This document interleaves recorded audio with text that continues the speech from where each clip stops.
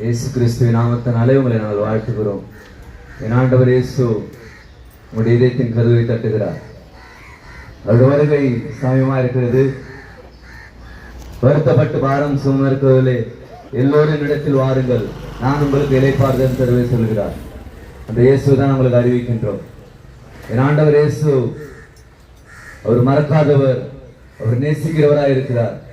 என்னுடைய சமாதானத்தை நான் வைத்து போகிறேன்னு சொன்ன அந்த ஆண்டவராக இயேசு கிறிஸ்து நாங்கள் அறிவிக்கின்றோம்.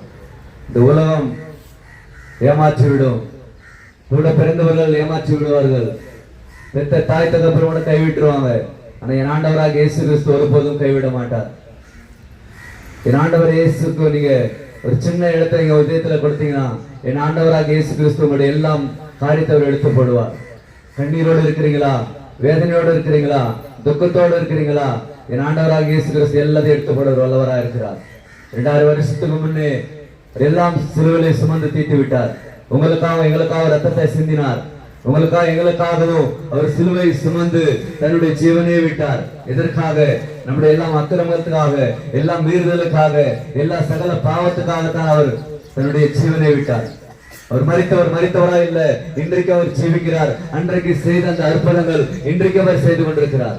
அதுதான் அவங்களுக்கு சொல்லுகிறோம். எந்த இதுதான் நம்ம நம்பி ஓடுகிறோம், மருத்துவரை நம்பி ஓடுகிறோம்,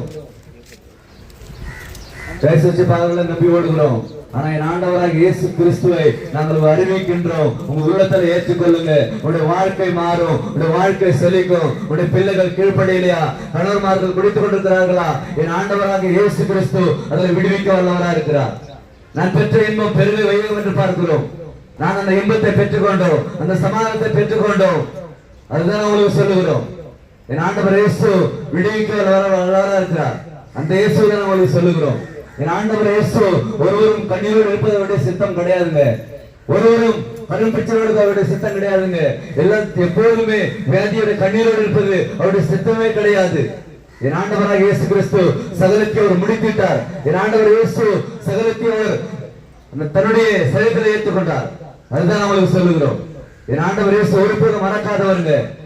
நம்ம மறந்து போகலாம், ஆனா அவர் கொடுத்த வாக்குத்தத்தம் ஒருபோதும் மாறாதது. என் ஆண்டவர் இயேசு உங்களை நேசிக்கிறார். அன்பான தேவ ஜனமே, அன்பான சகோதர சகோதரிகளே, தாய்மார்களே, தந்தைமார்களே, என் ஆண்டவர் இயேசு உங்களுடைய இதயத்தின் கதவை தட்டுகிறார். இன்றைக்கு உங்கள் இதயத்தின் கதவை தட்டுகிறார்.